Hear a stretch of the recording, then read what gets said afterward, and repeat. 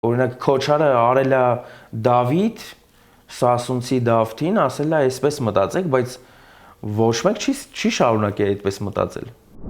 Մինասը գալիս էր արվեստանոց, այդ ինքն է պատմում է կոնկրետ, ասում է մենք պատրաստվում ենք մեր ձեռքերը դողում է,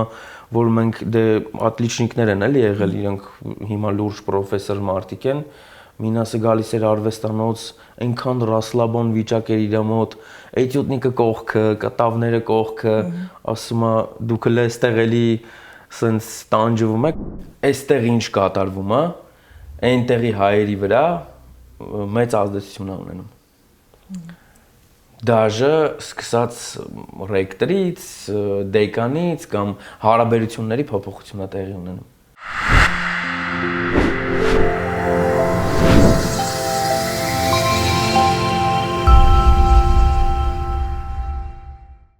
Գրիգոր, բարև ձեզ։ Բարև ձեզ։ Գիտեմ, որ Հայաստան եք եկել արդեն մի շաբաթի համարյա, ուզում եմ պատմեք մեր հեռուստադիտողին, ինչ եք եկել Հայաստան, ինչ գործեր ունեք եւ ինչ պլաններ ունեք։ Վարպետաց դասերի համար։ Վարպետաց դասերը ինչ են տալիս նկարչին եւ ինչ են տալիս այն նկարիչներին, որոնք նաեւ հաճախում են ձեր վարպետաց դասին։ Երևի խոսքը վերաբերում է սկսնակ նկարիչներին, իրենք են գալիս վարպետաց դասերին հիմնականում, ինչպես է դա արվում։ Չի ասի սկսնակ նկարիչներին, վարպետաց դասի կոնկրետ իմ վարպետաց դասերի հիմնական գլխավոր նպատակը այդ փորձի փոխանակումն է թե ուսանողների, թե իմ ընկերների հետ։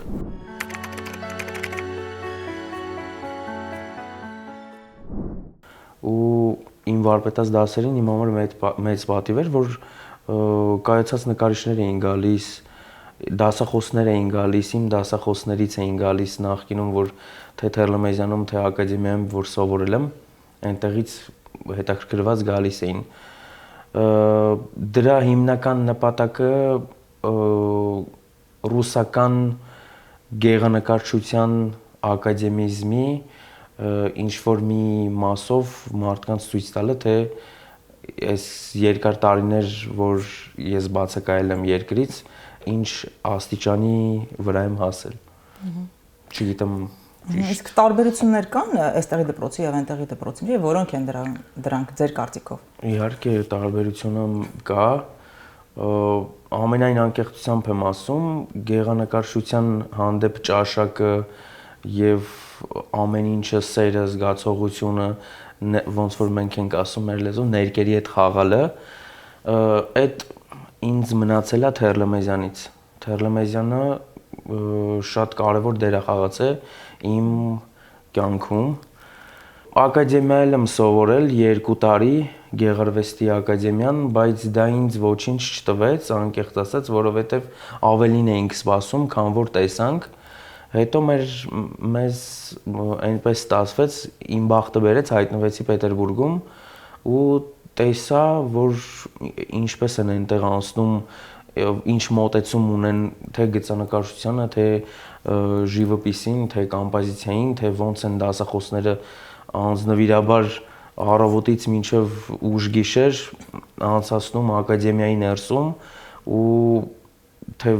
ամեն տիպի օրինակներով, թե ուսանողներին ոգևորելով, թե էլ ինչ որ վատ քննադատություններով, մի խոսքով այնտեղ կոնկուրսի մեծ մրցակցությունը, որ ավելի շատ են ուսանողները պայքարում դեպի առաջընթացի համար, ճիշտ է, Հայաստանում էլ նույն բանը կարա լինի, ուղղակի կարծում եմ, որ միջավայրը մեծ բան է ասում, այնտեղ միջավայրի մեջ գտնվելով, անկախ քեզանից դու չես ուզում այնտեղից տուն գնաս, օրինակ մեր դասերը սկսվում է 9:30-ից, ավարտվում է երեկոյան 9:30-10-ը։ Ու դուք պատկերացրեք ինքներդ, եթե մարդ ընդհանրապես գաղափար անգամ չունենա դրա մասին, 6 տարի դրա ներսում անցածնելուց հետո հաստատ մի բավականին մեծ արդյունքի հասած կլինի։ Օրինակ, ես որքանով իհարկե, որքանով ես շփվել եմ տարբեր նկարիչների հետ, իրենք ասում են, որ ամեն դեպքում նկարչի համար, այ դուք միջավայրը նշեցիք, շատ կարևոր է թե ինքը որ երկրում է ապրում, ասենք եթե դու ապրում ես երկրում, որտեղ ուժեղ արև է, գույներն ավելի վառ են, դա ոնց որ անմիջականորեն արտացոլվում է քո կտավների մեջ։ Բայց ես կարդացի ձեր հարցազրույցում, դուք նշում եք, որ դուք ավելի հանգիստ ոչ սարյանական գույներ եք ոնց որ ավելի պատկերում ձեր կտավներում, դա ինչի հետ է կապված եւ կա դրա մեջ ճշմարտություն։ Դու Հայաստանում ես, դու պետք է ավելի վառ գույներով։ Դրանք կրում ես քո մեջ, էլի անկախ քեզանից, իսկ եթե Ռուսաստանում ես, օրինակ, ավելի սառն են գույները դառնում։ Բնականաբար ես կարծում եմ, որ դա ճիշտ է, որովհետեւ այնտեղ արևը շատ քիչ է։ Արևի քիչ լինելու պատճառով ոնց որ ավելի շատ գնում ես դեպի գծանկարչությունը, դեպի կոնստրուկտիզմ, դեպի հետո դրանից հետևությունն էլ որ արդեն իսկ գիտես թե քեզ ինչ կոնկուրենտներ ունես ու ում հետ ես դու մրցակցում, ինչ մարդկանց հետ, ինչ ընկերներ ունես ու անկախ քեզանից գնում ես դեպի ակադեմիական նկարչությունը։ Իսկ Հայաստանում հիմա ոնց որ ավելի շատ կոնցեպտուալ արվեստն է, ավելի շատ լրիվ իմպրեսիոնիզմն էլ կա, չգիտեմ ոնց բացատրեմ, որ ավելի ճիշտ լինի, Հայաստանի արևը, Հայաստանի մարդիկ, Հայաստանի ընկերները ավելի շատ ազատություն կա, քան այնտեղ։ Դրա համար ակադեմիական գեղանկարչությունը ինձ համար ավելի հոգեհարազատ է դեռևս։ Ես վստահ եմ, որ ժամանակ է գալու, որ ավելի երկար մտածելուց ու փնտրտուքներից հետո ակադեմիզմից ես դուրս պիտի գամ պարտադիր, որովհետև դա լրիվ ամբողջ կյանքում չի կարելի մնալ դրա մեջ։ Ակադեմիզմը այսպիսի բան է, որ պիտի սովորես, հետո մոռանաս։ Ոնց որ անատոմիան, պիտի սովորես ու մոռանաս։ Չի կարելի անընդհատ իմանալ։ Իսկ երբ ռուսներն են նայում ձեր նկարները, իրանք կարողանում են գլխին կտրել կամ կռահել, որ դա հենց հայ նկարչի ձեռքի գործ է։ Живописից հա զգացվում է, որովհետև օրինակ իմ դասախոսներից մեկը Վլադիմիր Սեմյոնովիչ Պեսիկովը արդեն 86 տարեկան է, ինքը սովորել է Մինաս Ավետիսյանի հետ։ Ալեքսանդր Կիրովիչ Բիստրովը, որի մոտ 2 տարի սովորել եմ, հետո փոխվել եմ արդեն Պեսիկովի մոտ,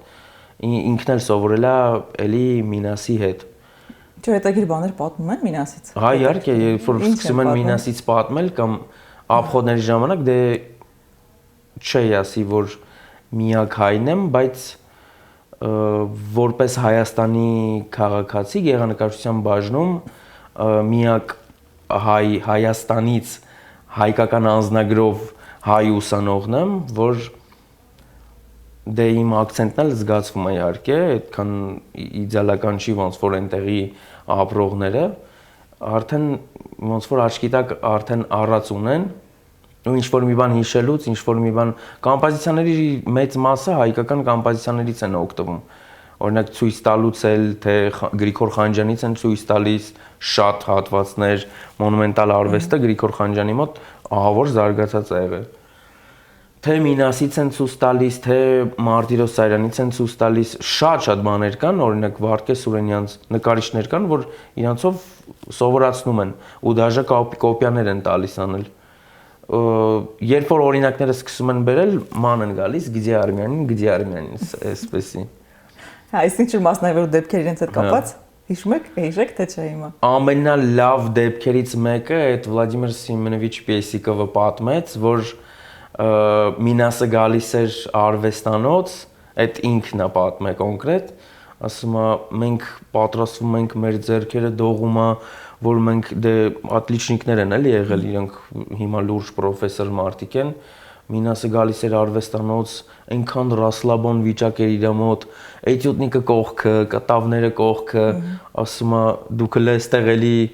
սենց տանջվում եք, ասում եմ մենք մտածում ենք հեսա հանկարծ ցածր գնահատական չստանանք, Մինասը գալիս էր, դուրը բաց էր անում, հանձնաժողովը ներսը մտնում էր, ասում էր «Пожалуйста, поставьте мне тройку, я пойду отсюда»։ Դա իր գործին չի, գործը շատ սիրելու արդյունք է, թե ուղղակի ինքնավստահության ձեր կարծիքով։ Ես կարծում եմ երկուսն էլ։ Այդպիսի մարդիկ իրականում համ ինքնավստահ են, համ էլ իրենց գործը շատ սիրելու պատճառով։ Իսկ այս 10 տարիների ընթացքում որ ապրել եք Ռուսաստանում, ասենք վերաբերմունքի ինչ որ, չգիտեմ, խտրական վերաբերմունք որևէ զգացել եք ձեր նկատմամբ կոնկրետ հենց ակադեմիայում։ Հիմա խոսենք նաև այլ ասպեկտներով խոսենք, բացարձակ թե այն սկզբնական տարիների ընթացքում, որ լեզվի խնդիր եմ ունեցել, ժոստկը։ Լեզվի խնդիրս մի քիչ շատ բարդ է եղել, օրինակ մի 3 տարի տանջվելով հազիվ բացվել է ինչ-որ մի աստիճանի։ Դե սկսեմ նրանից, որ ես բարդ եմ ընդունվել, դժվար եմ ընդունվել, այդ ժամանակաշրջանը մի քիչ երկար տևեց, ընկերներս քանդակագործության բաժնում արդեն շարունակում էին սովորել, բայց ես հələ որպես ազատ ունկնդիր գնում էի տարբեր դասախոսների արվեստանոցներ, Յուրի Վիտալիевич Կալյուտա, այնտեղ Կալեգովա, Պետրով, հետո Բիստրով, նորից Պեսիկով, բոլոր դասախոսների մոտ պատտվում էի, օպիտ էի հավաքում։ Լեզվի չիմացության պատճառով չէր ստացվում ընդունվելը։ Իսկ օրինակ երբ գնում ես Ռուսաստան, զգում ես, որ թեև իրանք մասամբ ճանաչում են մեզ, կամ իրենց է թվում, որ ճանաչում, բայց կա ինչ-որ կարծրատիպեր հայերի մասին եւ դա միշտ հաճելի չի, որովհետեւ քեզ ոնց որ սահմանների մեջ դնի։ Դուք այդ սահմանները նկատել եք եւ ինչպես եք հաղթահարում այդ ամենը, կցանկանայիք, որ իրենց պատկերացումներն ու կարծիքը մի քիչ ավելի լայնանային, էլի, որ մեզ ավելի լավ ճանաչեին եւ դա կօգներ ըստ էության ճանաչել նաեւ Հայաստանը։ Լենա ջան, իհարկե մենք ամենքս ներկայանում ենք յուրովի, ամեն հայ արտերկրում գտնվելուց իր սեփական դեմքն է ցույց տալիս, ուրիշները հային տեսնելուց, եթե արդեն իսկ ասում է, որ ինքը հայ է, տեսնելուց արդեն Հայաստանի հայելին է ցույց տալիս։ Ամենայն ազնվությամբ բոլոր տեղերում աշխատել ենք, թե ընկերներիս հետ միասին, թե առանձին եմ եղել, առանձին վայրերում, փորձել եմ, որ միշտ ամեն տարածքում լինեմ լավագույններից մեկը, թե եղել է աշխատանքի վայրում, թե եղել է ակադեմիայում, թե ընկերների միջավայրում, ամեն միջավայրում փորձել եմ ամենայն լավերից մեկը լինել, որ որպես հայ հասկանան, թե հայ տեսակի ինչ ձևի կարա լինի, որովհետև շատ հայեր կան, իհարկե այդ չիմանալուց է, որ ուրիշները վատ կարծիք են ձևավորում հայերի մասին, այդ չիմանալուց է ուղղակի։ Հայեր կան, որ վատ ձևով են ներկայացնում, բայց մենք փորձել ենք, աշխատել ենք այնպես անենք, որ մյուսները լավ մտածեն, բայց թե մեր նկատմամբ ինչ-որ վատ վերաբերմունք կամ ինչ-որ նացիոնալիստական արտահայտություններ կամ հարաբերություններ вообще ընդհանրապես չենք զգացել ոչ միտեղ։ Ես անձամբ չեմ զգացել։ Հասկանում։ Էլի ձեր հարցազրույցի մեջ կարդացի, որ ասացիք, որ ձեր հոգին այստեղ է, ըստ էության Սարոյանը որ ասում էր իմ սիրտը լեռներում է, երևի թե այդպես, երբ եք պլանավորում վերջնականապես վերադառնալ Հայաստան, այդպիսի պլաններ ունեք, ծրագրեր։ Հա, իհարկե, ես պլաններ ունեմ վերադառնամ Հայաստան, այստեղ շատ մեծ պլաններ ունեմ, բավականին մեծ պլաններ ունեմ։ Ինձ 1 տարի է մնացել, որ ես ավարտեմ, հետո պատրաստվում եմ շարունակեմ արվեստաբանության բաժինը։ Այնտեղ։ Այո, այնտեղ արվեստաբանության բաժինը ավարտելուց հետո 3 տարի, 4 տարի, ընդհանուր հələ դեռ 4-5 տարի ունեմ, որ վերադառնամ։ Իսկ երբ ապրում եք հեռվում, Հայաստանը իր խնդիրները ավելի նկատելի են եւ անհանգստությունը մեծ է ավելի։ Ես այսպես ասեմ, քաղաքականությունից չխոսեմ, դա իմը չի, ես չեմ սիրում այդպես բաներից խոսել, բայց այստեղ ինչ կատարվում է, այնտեղի հայերի վրա մեծ ազդեցություն է ունենում։ Դաժե սկսած ռեկտորից, դեկանից կամ հարաբերությունների փոփոխություն է տեղի ունենում։ Հա, անգամ այդպես։ Լինում է։ Հետաքրքիր է, ես էլի կարդացի, որ դուք սիրում եք շատ դիմանկարներ նկարել։ Հա, շատ եմ սիրում։ Դե ինչի է դա, ինչ է տալիս դիմանկարը, ինչ որ մարդու ճանաչողություն, չգիտեմ, բացահայտում եք մարդուն, ինչ է տալիս դիմանկարը։ Դիմանկարների մեջ ֆորմաների այդ փնտրտուքը ահավոր հետաքրքիր է։ Դեռ Թերլեմեզյանից շատ էի սիրում դիմանկարներ, իմ դիպլոմային աշխատանքը եղել է ֆիգուրատիվ կոմպոզիցիա, հիմա էլ արդեն ակադեմիայում արդեն մոտեցել եմ նրան, որ դիպլոմային աշխատանք պիտի անեմ, իմ դիպլոմային աշխատանքը էլի բազմաֆիգուրա լինելու ճակերտները չբացեմ, դրան էլ շատ կա։ Երբ պորտրետների մեջ ես ման գալիս քեզ հոգի հարազատ բաներ, գտնում ես այդ ամեն ինչը։ Գտնում ես պորտրետների մեջ, դիմանկարների մեջ շատ բաներ, երբ դու չգիտես կոնկրետ ակադեմիական նկարչություն ու նկարում ես, դա ուրիշ բան է, այսպես ասեմ, կինոներ կան, որ նայել ենք շատ շուտ, բայց անցել է երկար տարիներ, նորից նույն կինոն նայում ենք, լրիվ ուրիշ աչքերով, ուրիշ էմոցիաներով, ավելի հետաքրքիր ձևով ենք նայում։ Հիմա նույնը իմ մոտ է, քանի որ մի քիչ էլ լեզուն եմ հասկանում, կոնկրետ ակադեմիական գեղանկարչության, թե որ գույնին է սիրում, թե որտեղ կարելի է այդ ակցենտները դնել, որ ավելի արտահայտիչ ու գրավիչ լինի, հետո հին մաստերներին ուսումնասիրելուց հետո հասկանում ես, որ այդ ընդամենը կանոն է, որ բոլորը պիտի իմանան, որ մենք չենք իմացել։ Երբ որ սկսում ես այդ կանոնները հասկանալով անել այն, ինչ որ բոլորն են անում, քոնը տարբերվում է։ Ու ուրիշների մոտ էլ մեր վարպետների, մեր մեծերի, կոնկրետ հայկական գեղանկարիչների մասին է խոսքս գնում, ես միշտ նկատել եմ ինչի համար են իրանց մոտ հեշտ ստացվել, իրանց մոտ այսքան լավ ցայտուն երևում ամեն ինչը, ավելի սվեժ, ինտենց հարուստ երևում ամեն ինչը, իսկ մեր մոտ չէ, ինչի ենք մենք տանջվում։ Մենք տանջվում ենք, որովհետև մենք չգիտենք ոնց անենք։ Օրինակ նկարիչների մոտ շատ կան, չէ՞, օրինակ նկարում ոչ միայն ինչ որ դիմանկար, պեյզաժ, մենք նկարում ենք կոնկրետ ճակատամարտեր, օրինակ, եթե այսպես դա Վինչիին օրինակ հիշեցի, ձեզ մոտ երբևէ այդպիսի միտք խացել է նկարել ինչ որ պատմական դրվագ, կոնկրետ մի դրվագ, կամ նկարել որևէ պատմական կամ մշակութային ականավոր դեմքի հայ, որ ասենք այնքան է տպավոր է, որ դուք անպայման այժմ կամ ապագայում կուզենայիք իրեն պատկերել, կամ այդ պատմական դրվագը պատվերել, այդպիսի մտքեր ունեք։ Իհարկե։ Ունեմ, ունեցել եմ, ունենալու եմ, կարծում եմ, ինձ միշտ հետաքրքրել է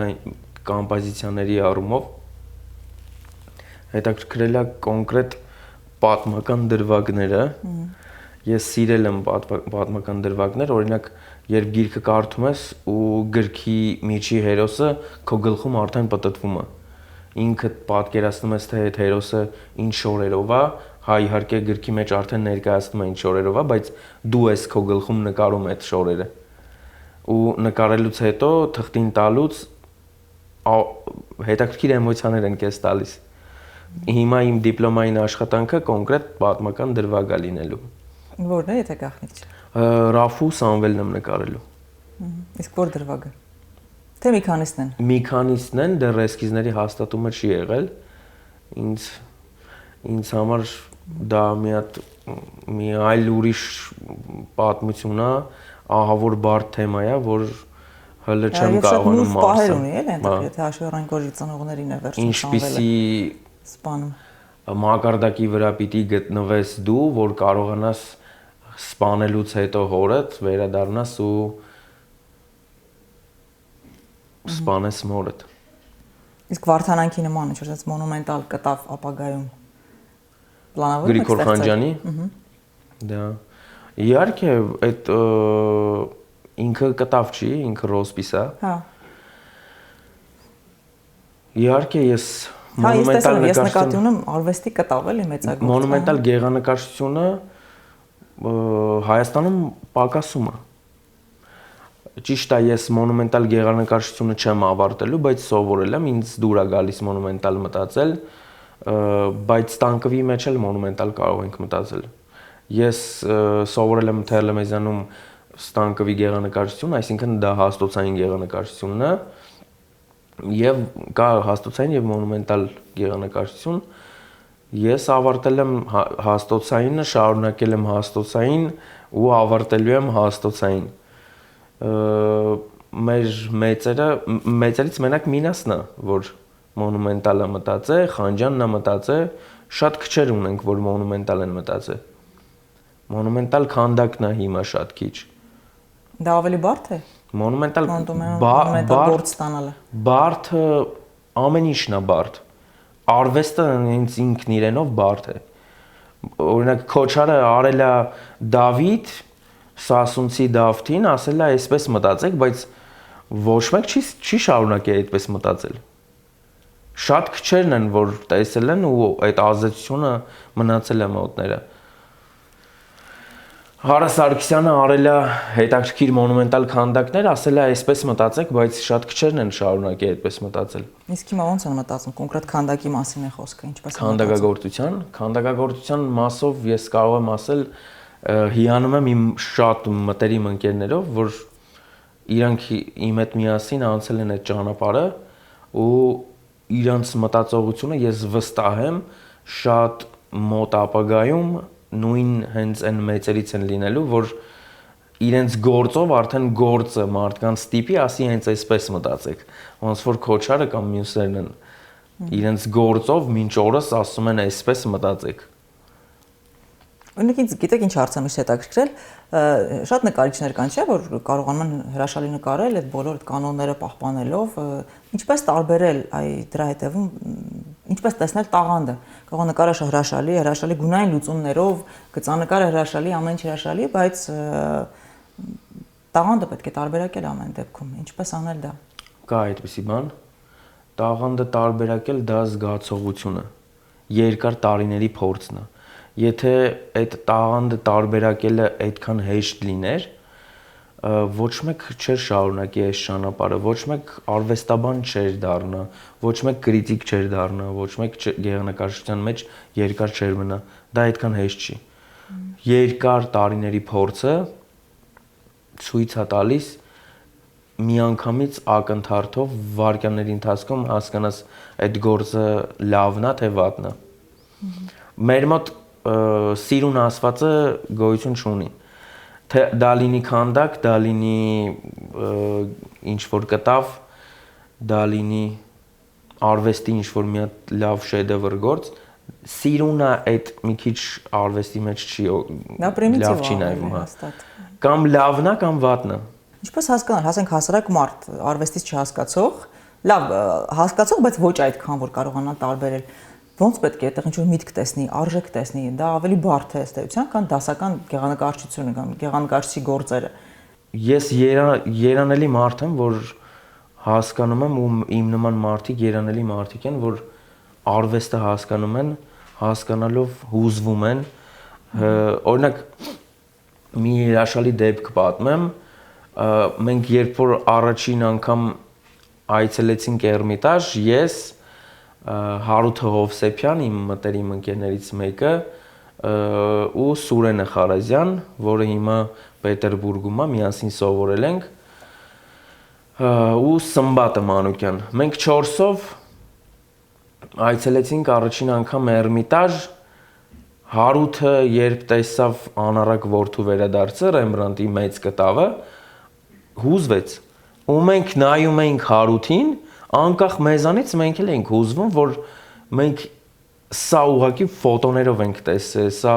հեռուստացույցներով ենք տեսել, այս ամեն ինչը, բայց մենք հիմա ժիվոյ մեզանից ողջ առողջ կանգնած ենք այդ կտավի դիմաց ու այդ իստորիան, որ կերտել է այդ ամեն ինչը, որ Ռեմբրանտը տվել է կտավին, ինչքան տանջվել է, ինչքան ստեղծագործել է, այդ ամենամեծ շքեղ հավաքածուն Էրմիտաժինն է։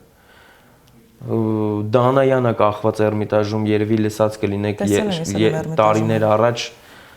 կիսլատայով վառեցին կեսը, բայց մինչև մեկը մինչև հիմա ֆանտաստիկ գեղեցիկ կտավ է, ֆանտաստիկ։ Այ որ պատմեք հուզվելու մասին, հետաքրքիր է, որ մի հաղորդում առաջ յուրի հետ էլի այդ թեմայից էինք խոսում, որ արվեստի գործը իսկապես կարող է հուզել, ես հիշեցի, որ ես էլ Էրմիտաժում, բայց իհարկե Լեոնարդոյի կտավի մոտ էի հուզվել, անբացատրելի էր, 15 րոպե չի կարողանում ուղղակի շարժվել, ուշադիր նայում էի։ Չնայած հրաշալի այլ կտավներ էլ կային բնականաբար, ամբողջ Էրմիտաժը մենք մանեկանք, բայց հենց այդ կտավի մոտ էի ես հենց հուզվել ու չէի կարողանում տեղից շարժվել, դա հենց երևի իրական արվեստի ուժն է, էլի, որ չես կարող բացատրել, թե ինչ է քեզ հետ տեղի ունենում։ Հա, կա այդպիսի բան։ Դրանք անբացատրելի զգացողություններ են, որ պիտի ուղակի մարդը ապրի։ Ես բոլորին ցանկանում եմ, որ այդ զգացողությունները, այդ մարմնական օրգազմը բոլորը ապրեն։ Հետաքրքիր է, որ մինչև եթե այդ չես ապրում, քեզ թվում է թե միայն երաժշտությունը կարող է այդ աստիճանի հուզել, որովհետև երաժշտությունը երևի ամենահուզիչն է այդ առումով, ամենաէմոցիոնալն է, բայց երբ այդպիսի կտավներ ես տեսնում, հասկանում ես, որ չէ, գեղանկարչությունը նույնպես ընդունակ է այդ ամենին եւ այստեղից հարց առաջացավ, օրինակ նկարելուց ի՞նչն է կարևոր ձեր կարծիքով միտքը, թե էմոցիան է կարևոր նկարչի համար։ Դուք նկատի ունեք կտավը ստեղծելուց, հա, ստեղծելիս ոչ մի կտավ անմիտ չի, ոչ մի ստեղծագործություն չմտածված չի, ամեն դետալը մտածված է ամեն ինչի մեջ, թե լինի փոքր ինչ-որ հատված կտորների մեջ, թե լինի դիմագծերի մեջ, թե կոմպոզիցիոն ամեն առումով, ամեն ինչը մտածված է նկարչի մոտ եւ զգացողությունն էլ դա զգացողությունը այդ ամեն մեկի մոտ տարբեր ձև է փոխանցվում։ Ես օրինակ կնայեմ կտավին ուրիշ զգացողությունների մեջ կհիանամ, բայց երբ կտավի մասին իմանամ տեղեկություն, այնքան ինչքան որ անհրաժեշտ է, հետո ավելի հետաքրքիր ձևով այդ զգացմունքները կապրում։ Պետք են արվեստաբաներ, որպեսզի շատ տեղեկություն տան նկարիչների մասին, ու հետո նկարիչները պիտի շատ շփվեն արվեստաբաների հետ։ Արվեստաբաններն էլ պիտի շատ շփվեն նկարիչների քանդակագործների հետ։ Մեկը մյուսի հետ շատ մեծ կապ ունի։ Իսկ օրինակ նկարչի համար եւ ձեզ համար շատ կարեւոր է զգալ, որ դու հենց քո տեղում ես եւ դա ինչ զգացողություն է, դա ինչ է տալիս։ Պարտադիր։ Պարտադիր պետք է հասկանաս, թե դու որտեղ ես։ Տարածքը մեծ դեր է խաղում։ Պիտի հասկանաս դու գնահատված ես, թե գնահատված չես։ Իհարկե մենք բոլորս էլ երբ որ հասկանում ենք, որ մենք գնահատված չենք, մենք այդ տարածքում չենք մնում։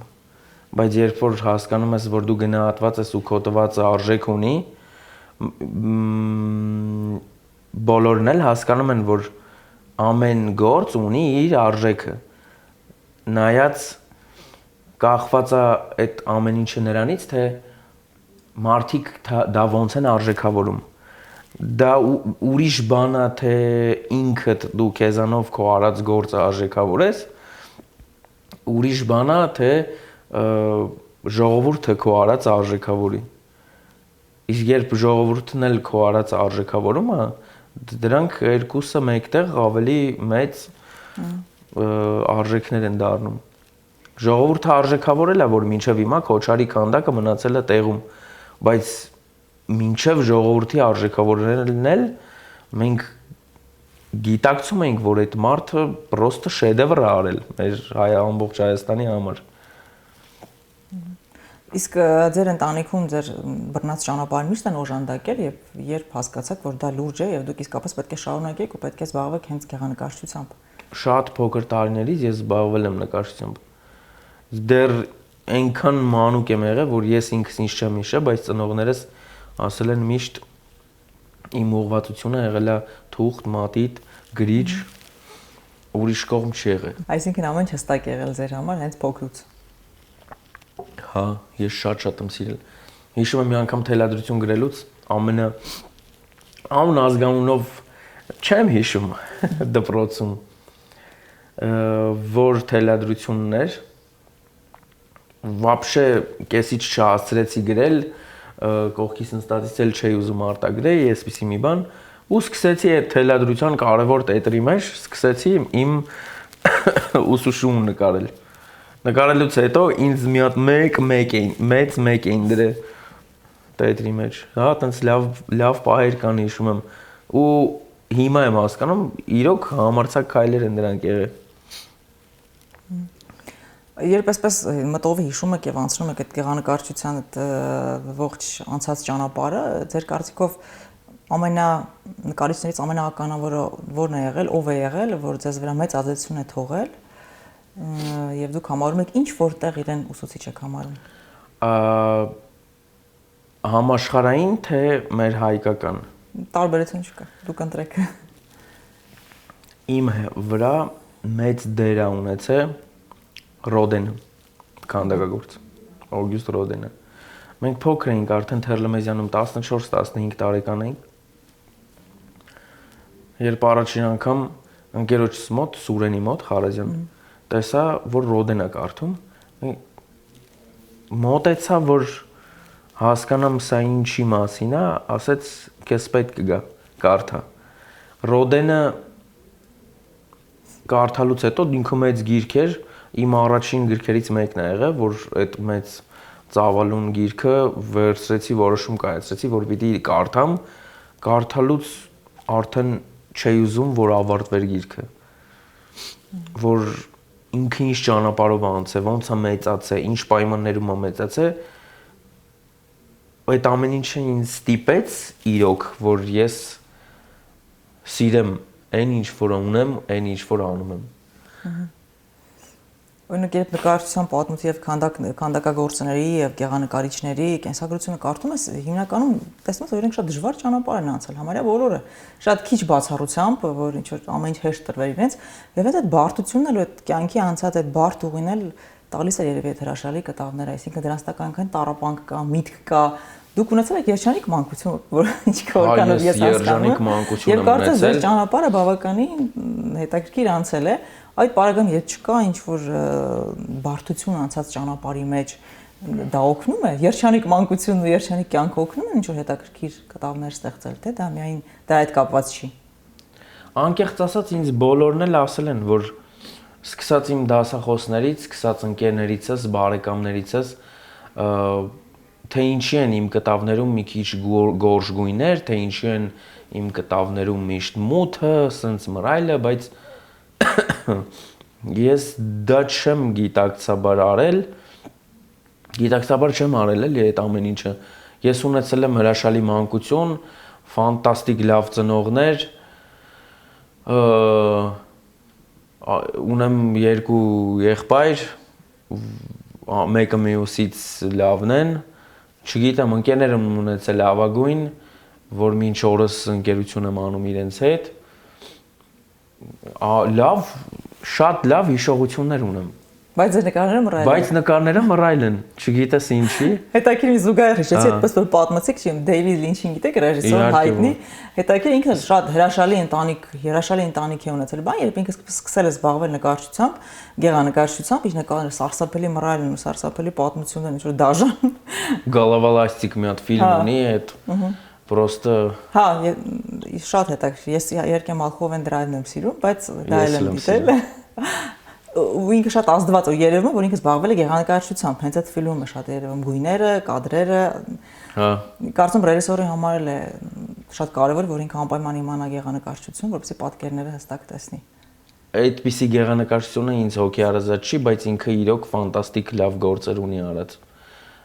Իր գեղանկարչությունը ինձ միշտ հիշացրել է իմ ընկերոջս Ըմբատ Մանուկյանին։ Ինքը ուժեղ մտածող է։ Այսինքն Հայաստանը տաղանդներով լի է։ Իհարկե, միշտ է եղել։ Տեղը չգիտեմ։ Գրիգոր ջան, վերջում ձեզ մի քանի բլից հարց ունեմ նաև տալու։ Եթե ձեր կյանքի հիման վրա ֆիլմ նկարելու լինեին, ինչ ժանրի ֆիլմ կլիներ։ Ֆենտեզի։ Եթե ձեզ հնարավորություն ընձեռվեր կյանքը նորից ապրելու, ինչ կփոխեիք։ Ոչ մի բան։ Ինչ լավ հատկանիշներ ունեն հայերը եւ ինչ վատ հատկանիշներ ունեն, որոնք իրենց օգնում են եւ բնականաբար որ իրենք խանգարում են։